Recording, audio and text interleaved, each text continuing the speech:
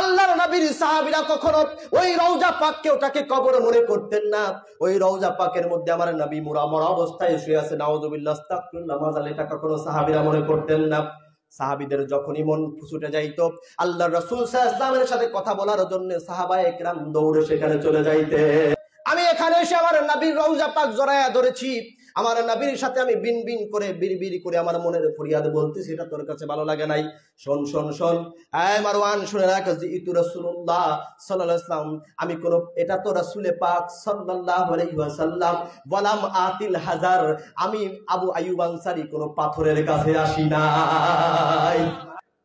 আমার ভাইরা, আমার বন্ধুরা, দুনিয়ার কোন সাধারণ মানুষের কবরে গিয়ে আমরা কখনো চুমু খাই না। ওই সাইদির মতন লোকদের কবরে গিয়ে আমরা কখনো চুমু খাই না। সাধারণ ব্যক্তিত্বদের লোকে গিয়ে আমরা কখনো তাদের কবরে গিয়ে চুমু খাই না। আমরা চুমু দেই কাদের কবরে? মাজার পাকে, রওজা পাকে গিয়ে চুমু দেই। আমরা চুমু দিতে চাই আমার নবী সাল্লাল্লাহু আলাইহি ওয়াসাল্লামের রওজা মুবারকে। আমরা চুমু দিতে চাই সাইয়েদা ফাতেমাতুজ জাহরার মাজার পাকে। আমরা চুমু দিতে চাই হযরত আলীর মাজার পাকে। আমরা চুমু দিতে চাই ইমামে হাসান, ইমামে হুসাইন আলাইহিস সালাম, ওনাদের মাজার পাকে চুমু দিতে চাই। আমরা ওনাদের মাজার পাকে চুমু দিতে চাই। আমার ভাইরা, আমার বন্ধুরা, দুনিয়ার কোন সাধারণ পাবলিকের কবরে গিয়ে চুমু দিতে চাই না।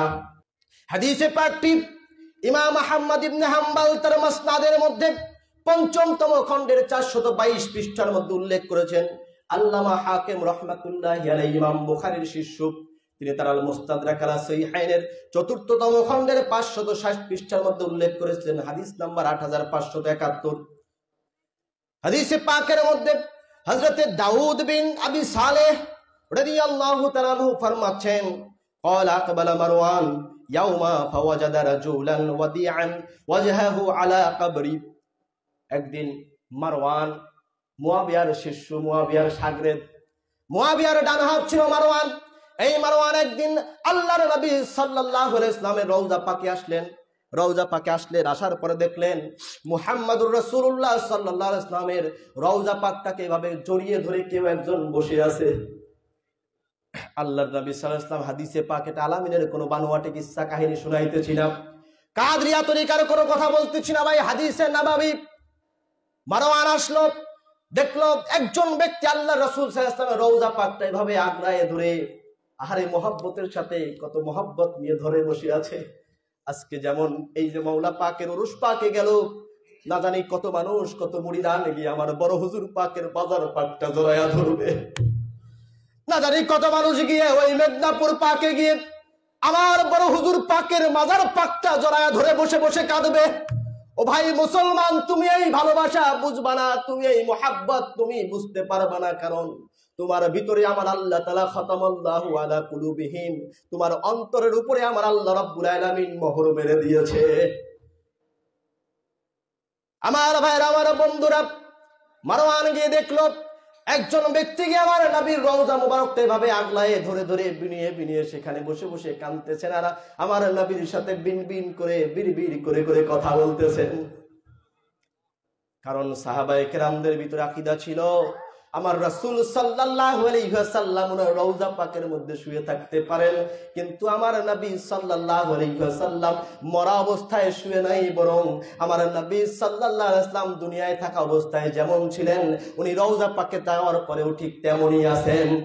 দুনিয়ায় থাকা অবস্থায় যেমন আমার নবী সবকিছু শুনতেন, সবকিছু দেখতেন, সমগ্র কিছুর জবাব দিতেন, ঠিক তেমনি ভাবে উনি যখন রওজা পাকে শুয়ে আছেন, আপনি যদি এখনো রওজা পাকে যান, আমার নবীকে যখন সালাম দেবেন, আমার নবীর কাছে যখন মনের ফরিয়াদগুলো খুলে খুলে বলবেন, আল্লাহর রাসূল সাল্লাল্লাহু আলাইহি ওয়াসাল্লাম উম্মতের এই ফরিয়াদগুলো শোনার জন্য, উম্মতের মনের এই কষ্টের কথাগুলো শোনার জন্য আমার নবী বড় আগ্রহ ভরে বসে থাকেন। আমার নবী সাল্লাল্লাহু আলাইহি ওয়াসাল্লামের কাছে বিনিয়ে বিনিয়ে কি যেন বলে, বিড়বিড় করে বলে। মারওয়ান বলতেছেন, ফাখাজা বিরাকাবাতিহি ওয়া ক্বালা তাদরি মা তাসনাউ, এই ব্যক্তি তুমি কি জানো তুমি কি করতেছো? তুমি কি জানো তুমি কি করতেছো? এটা কেন করতেছো? মানে এই যে তুমি রাসূলে পাকের রওজা পাক ধরে আছো, এটা তো শিরিক। যেমন বর্তমান জামানার কিছু মানুষ ফিতনাবাজ হয়ে এগুলো ফতোয়া দেয়, বলছে আতাদরি মা তাসনাউ, এই ব্যক্তি তুমি কি করো, তুমি কি জানো তুমি কি করতেছো? ক্বালা নাআম, তখন সেই ব্যক্তিটা বললেন, হ্যাঁ আমি জানি। فأقبل عليه فإذا هو أبو أيوب الأنصاري رضي الله تعالى عنه। হ্যাঁ আমি জানি বলার পরে যখন সে মুখটা এইভাবে পিছনের দিকে ঘুরাইছে, তখন দেখা গেল তিনি হচ্ছেন রাসূল পাক সাল্লাল্লাহু আলাইহি ওয়াসাল্লামের একজন বিশিষ্ট সাহাবী হযরত আবু আইয়ুব আনসারী রাদিয়াল্লাহু তাআলা আনহু। এবারে আবু আইয়ুব আনসারী রাদিয়াল্লাহু তাআলা আনহু মারওয়ানের উপরে ক্ষিপ্ত হয়ে গেলেন। মারওয়ানকে ডেকে বললেন, এই মারওয়ান, তুই তো 2 দিনের ছেলে রে, তুই কি জানিস আমি কি করতেছি? আমি এটা জানি। আতাদরি মা তাসনাউ, আপনি কি করতেছেন এটা? বলে, হ্যাঁ আমি জানি আমি কি করতেছি, তোর কাছ থেকে শিখতে হবে। তুই তো 2 দিনের ছেলে, তোর কাছ থেকে শিখতে হবে নাকি? হযরত আবু আইয়ুব আনসারী রাদিয়াল্লাহু তাআলা আনহু তখন জবাব দিলেন, ফাকালা জিইতু রাসূলুল্লাহ সাল্লাল্লাহু আলাইহি ওয়াসাল্লাম ওয়ালাম আতিল হাজার। জোরে বলা যাবে কিনা? আল্লাহু আকবার। হযরত আবু আইয়ুব আনসারী রাদিয়াল্লাহু তাআলা আনহু ওই মারওয়ানকে ধমক দিয়ে বললেন, মারওয়ান শোন, তুই বলতেছিস তোর কথা মতে আমি এখানে এসে আমার নবীর রওজা পাক জড়ায়া ধরেছি, আমার নবীর সাথে আমি বিন বিন করে বিড়বিড় করে আমার মনের ফরিয়াদ বলতেছি, এটা তোর কাছে ভালো লাগে নাই? শোন শোন শোন, এই মারওয়ান শুনে রাখ, জিইতু রাসূলুল্লাহ সাল্লাল্লাহু আলাইহি ওয়াসাল্লাম, আমি কোন, এটা তো রাসূল পাক সাল্লাল্লাহু আলাইহি ওয়াসাল্লাম ওয়ালাম আতিল হাজার, আমি আবু আইয়ুব আনসারী কোন পাথরের কাছে আসি নাই। ও ভাই মুসলমান, সাহাবায়ে কেরামদের আকীদা কেমন ছিল?